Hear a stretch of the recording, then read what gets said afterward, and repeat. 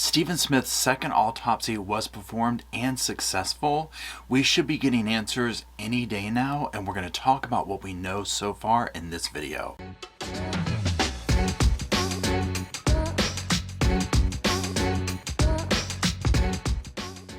Hello Sofa Squad, and welcome back to the sofa. That's the sofa back there with our little sidekick, Mr. Roscoe. And my name's Paul. Now, as I said earlier, we're going to be continuing our discussion on the Stephen Smith case. Now, Stephen Smith is a young man. He was found in the road in South Carolina, just a few miles away from his vehicle. It appeared that it had been a hit and run. And this was tied in with the Alec Murdaugh case that just went down. And lots of scandal surrounding it. Well, no one has ever felt like that's what really happened. Evidence didn't add up. There was no real signs of a hit and run in regards to pieces of a car and this type thing. Now, this video isn't to go into all that, but specifically talk about this autopsy information. Okay, so there's that. Now, his mother raised money through a GoFundMe. She was able to get the money together to have his body exhumed and a second, third-party autopsy performed. Now, recently there was a interview on Law and Crime Sidebar, and this is a podcast, a show that's on Law and Crime. I'll link the whole thing down below if you just want to watch the whole thing. What we're going to do here in this video is talk about specific parts, and I'm going to offer my commentary, my opinions, and again, remember, it's just that. They're my opinions. I always urge everybody, do your own research, come to your own conclusions, because I ain't no professional, I ain't no lawyer, I ain't no doctor or fantasy stuff like that. So that being said, let's go ahead and watch the first clip. We actually went to the gravesite on Friday. We exhumed the body and then transported it to Tampa, Florida, under police escort the entire time. The autopsy, second autopsy, was done on Saturday morning. I was present. We had a forensic anthropologist on board, as well as the forensic pathologist who actually performed the autopsy.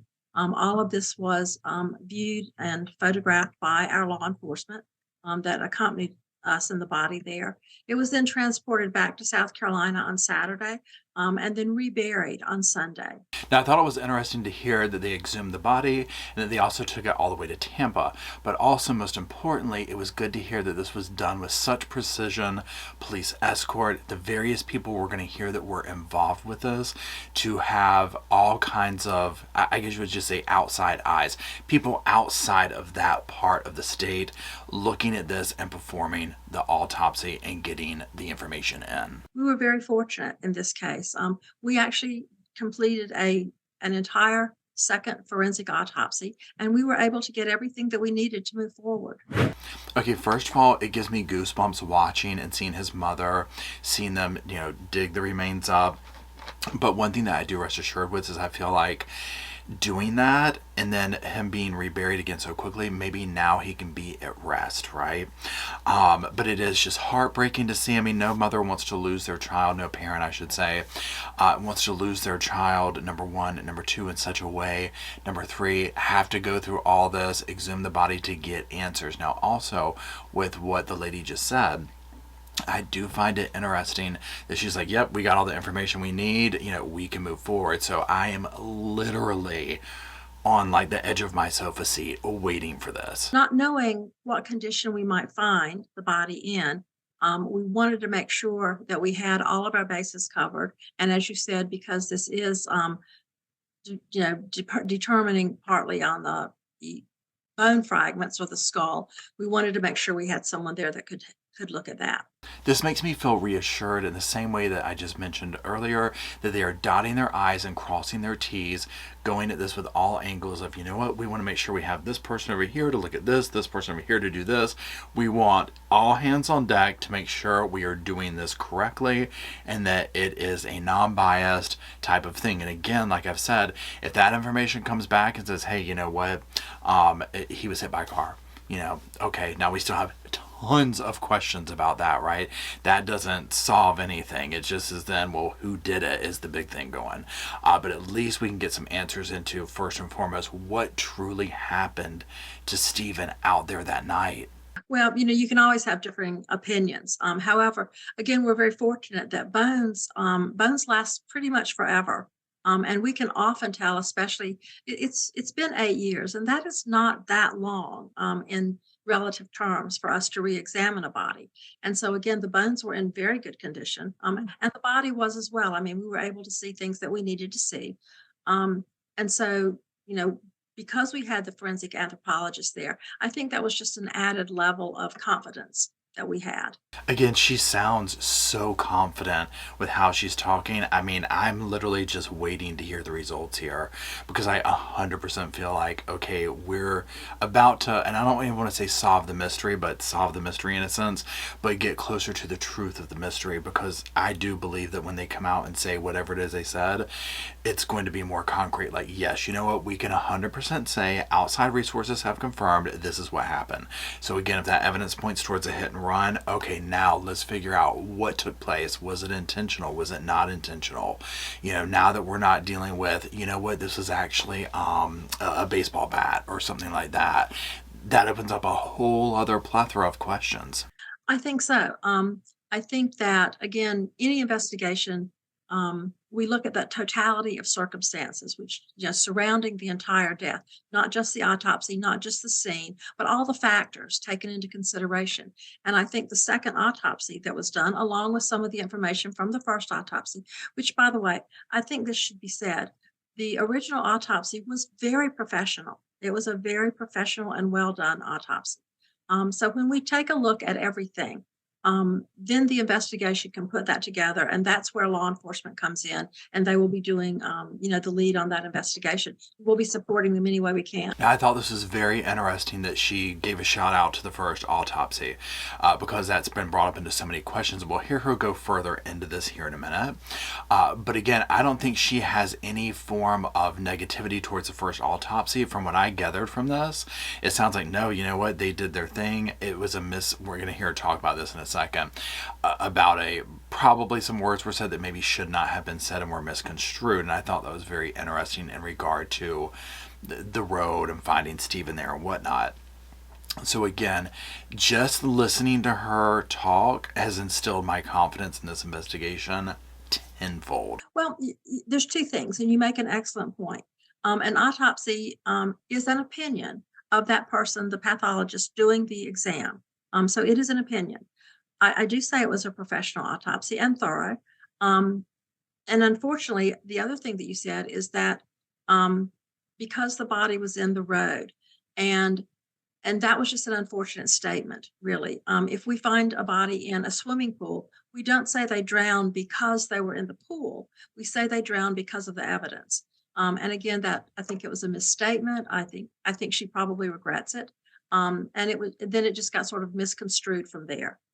But it was a very professional autopsy. So again, there she says, you know, it was very professional, words were misconstrued. Now, what that makes me think is that what she's saying is almost like, okay, this original autopsy person was like, well, no, it was a hit and run because they were in the road. And this woman saying, no, we look at the totality of things, A, B, C, and D. And so where it was like, nope, we're not going to look at anything else. He was in the road, so therefore it's blank. She, to me, is making it sound like it was just a misspoken statement type thing. Now, again, doesn't help that this case blew up, and I'm really speaking not of Stephen's case because it is gaining traction, thank the Lord, but I'm speaking mostly of the Alec Murdaugh thing, because remember, through Alec Murdaugh's case and trial and all this stuff, Stephen's case got back, you know, it was reopened again. So that to me is very intriguing and very interesting. But again, I would have way more red flags going off at this point in this if she was up here saying, yeah, about that first autopsy, glad we did the second one type thing, right? I would have way more like, oh, told you, yep, there we go, there's that corruption, there's this and that type thing. But I'm not getting that energy at all from this. Anytime that we have a sort of unusual circumstances, it's not uncommon to do a sexual assault kit on males or females. And the other point that you brought up earlier is that this was signed out as undetermined. And as you know, there's really only five manners of death, accident, homicide, suicide, natural, or undetermined. And undetermined leaves that case open for new information to be found and then continued. So essentially it was never really a closed case. And in this case, the sexual assault kit was done on Stephen, for I think a variety of reasons. And I think that was a good thing. I thought that part was extremely interesting. I love how she broke down the different, conclusions and opinions that can come up and why that was that way.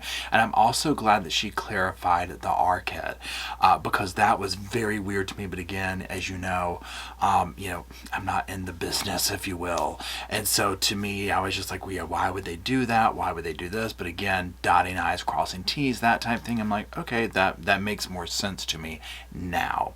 Now, let's go ahead and switch gears a little bit. Let's move over to Eric Bland. Now, this is the attorney who is representing the family in this case, and let's look at an announcement that he has made. Now, this is a screenshot from his website, the law firm's website, and he's also tweeted this out. You can follow him on Twitter if you want to follow this case. I would definitely suggest following him on there to keep up with it. He's very transparent, which is what he said he would do. Now, what he's announcing is that a $35,000 reward has been offered for information in the death of Stephen Smith. Now, it just goes on to say that Sandy Smith's mother has allocated $35,000 from the monies raised on her behalf through the GoFundMe as a reward for information leading to the arrest of any responsible party in the death of Stephen Smith. Now, it goes on further and says that if anyone with information is urged to contact SLED at 803-737-9000 or email tips@sled.sc.gov. Now, I think that this is wonderful, and I think a lot of times this is what it takes, right? Because again, as we've said during this whole trial, during the whole case, during all this with not just Stephen, but other ones, but specifically now Stephen, someone knows what happened. Someone is responsible for what happened. Now, whether it was nefarious, an accident, whatever, it doesn't matter. Someone knows what happened to this young man. Answers need to be coughed up, and accountability and justice needs to come forward. Now, again, we don't know at this point if it was, an intentional hit and run, if it was a hate crime, if it was, someone that knew him and had some kind of weird relationship. There's so many unanswered questions, but at least now the playing field is becoming level so that the truth can rise. And again, if it points to this person, that person, this situation, that person, great. But at least it can point to something. So again, if you have any information about this, I urge you to contact these phone numbers, obviously, and drop green hearts down below for Stephen. And let's just keep watching this, see how it unfolds, and pray that justice will come forth for him, his family, and the community that has grown around him in this situation and is seeking truth. If you're still watching, I do appreciate it, and Roscoe does too. And until we gather back around the computer and all this stuff, I'll see y'all soon.